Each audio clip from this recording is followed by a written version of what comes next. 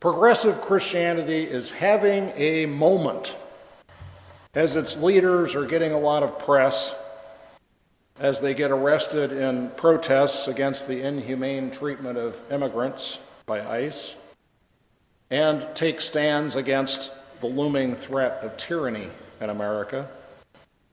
Fundamentalist pastors are loudly railing against progressive Christians, saying that they've been sent by Satan to lead people astray. By the way, it's the best advertising our movement has ever had. Lots of evangelicals are leaving their churches looking for a kinder and saner form of the faith. But what is this thing called progressive Christianity? A lot is written about it and said about it. What I have done in this book is to put it together and give a comprehensive response to this question. And the first thing that I put across in this book is that it is a form of the faith that does not have a fixed doctrine. And what that means is that my expression of what progressive Christianity is my perspective, not yours, not anybody else's. Other people will have different answers to this question, which is good and is in keeping with the nature of what progressive Christianity is. I hope that my book will help you form and express your own understanding of Christianity. If we can talk clearly about our faith, we'll be much better able to practice it in our own lives and in our service to the world. God is love. There it is in the Bible, toward the end of the Bible, in the first letter of John in the New Testament. It is the start and the finish. It is the Alpha and the Omega. It is the beginning and the end of progressive Christianity. Now, is God more than love? Well, that question deserves a lot longer discussion, right? Is God more than love? But if God is no more and no less than love, God is plenty divine, right? Because it is amazing, it is awesome, it is a marvel that at least in one little planet swirling around a lonesome, obscure star in a lonesome, obscure galaxy in this giant universe, love has emerged. And not just love of family and friends, not just love of beautiful things and beautiful entities, love that extends even to enemies, love that extends to the whole universe. Agape love, unconditional love, agape in biblical Greek. Now, if there is more to God than this kind of love, progressive Christians are happy to explore that. But agape love matters more to us than anything else. Because love is personal, because it's a relationship that's personal, we find ourselves talking about God as a person. But whenever we use the word God, really we're using poetry, right?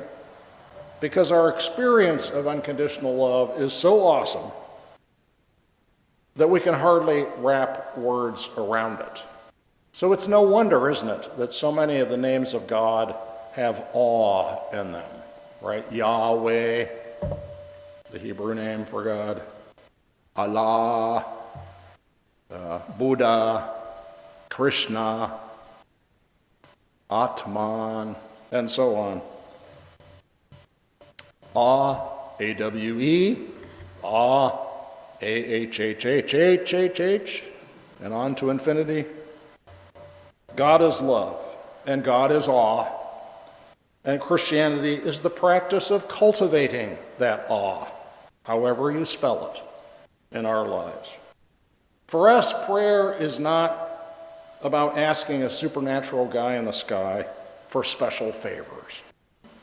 Although there's certainly nothing wrong with doing that, rather for us, prayer ultimately is the contemplative practice that empties our small s selves and identifies us rather with the capital S self, the God of love, the cosmic, universal self.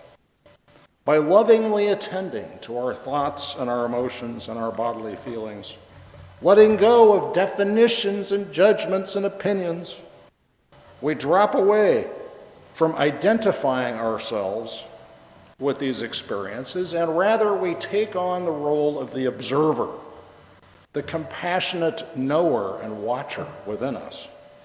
This focused, prayerful attention spills over into our relationships with each other and with the wider world, making us better able to pay deep, non-judgmental attention to them and to be able to serve them as they need to be served.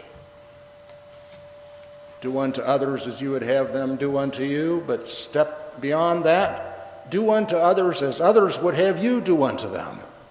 A little different. That's next level agape love. Progressive Christians read the Bible as the language of our faith, and as with any language, we pick and choose the elements of it that speak for us, and we let go of the elements that don't. Have any of you ever used all the words in the Oxford Dictionary? I don't think so. That would take several lifetimes in any case. And same with the Bible. We creatively employ its poetry and its stories from ancient times to access our own spiritual experience and express it today. The Bible is humans' words about their soul journeys, and not the words of a supernatural God telling us how we should live and how we should believe today. We take it seriously because we don't have to take it literally. Because the Bible's stories bubbled up from the collective unconscious of humanity.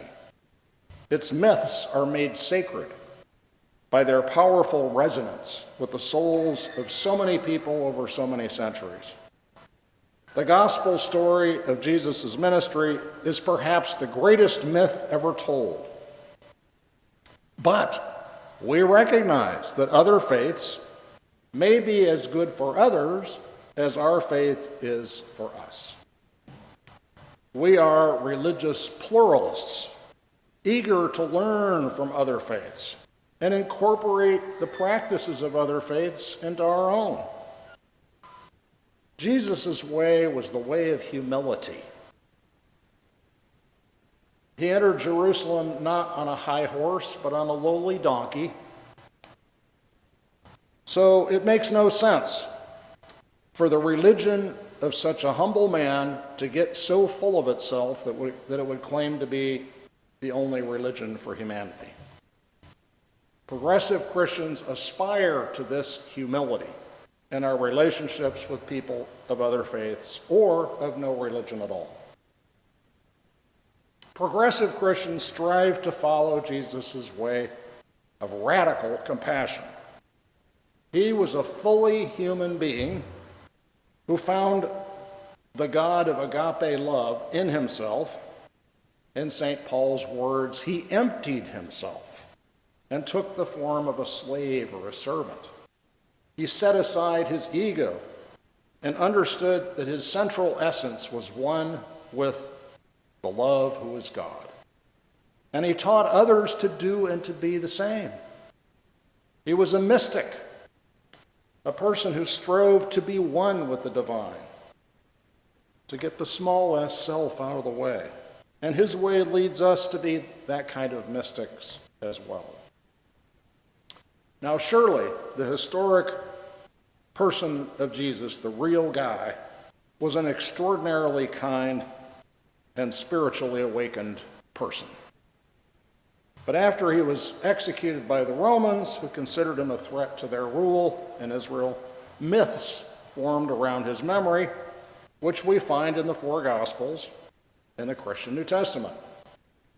These mythological Jesus stories don't have to be taken literally in order for them to transform us and guide us along his way. The sacred myth of Jesus' life and his death saves us from selfishness, shallowness, greed, and cruelty, and leads us to practice kindness and establish justice. The cross focuses us on the ways we crucify ourselves and others. And it focuses us and aims us toward the life of forgiveness and redemption on its other side. Because for us, Christianity is a way and not a fixed set of beliefs and rules. Many of the other features of the faith, the other forms of the faith that so many people find objectionable or strange, those things fall away. Many Christians are focused on one or another form of orthodoxy, sets of belief that are supposed to be definitive. Progressive Christianity is, by contrast, an otherdoxy. An otherdoxy. It is focused on oneness with the wholly other and on radical attentiveness to the needs of other people. Progressive Christianity embraces science. It embraces common sense. If something in the Bible looks like a myth, we assume that it is not to be taken as historically factual. If something in the Bible looks inhumane, we understand it to be a product of a certain historical context that no longer applies to us today. Progressive Christians embrace social and technological progress. Our churches were the first to ordain women and queer people as pastors and to perform same-sex marriages even before they were legal. I performed a same-sex marriage for the first time 28 years ago. And those weddings changed the culture. People saw with their own eyes and they felt with their own hearts that marriage is marriage, whether heterosexual or not.